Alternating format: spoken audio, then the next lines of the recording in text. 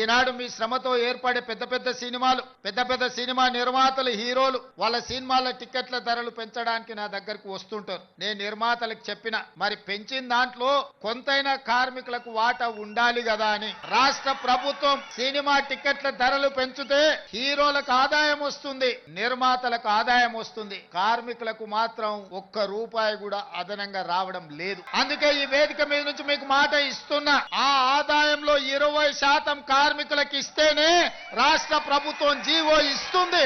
మీ శ్రమతో సంపాదించే ప్రతి రూపాయిలో మీకు వాటా ఉండాలి, మీకు భాగస్వామ్యం ఉండాలి.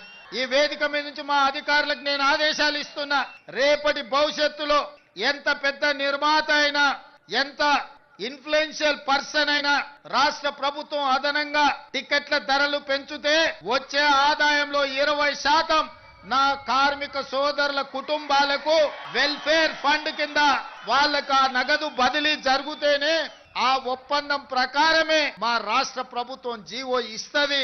ఈ నిబంధనలు నేను సవరిస్తానని చెప్పి ఈ సందర్భంగా కార్మిక సోదరులకు నేను మాట ఇస్తున్నా.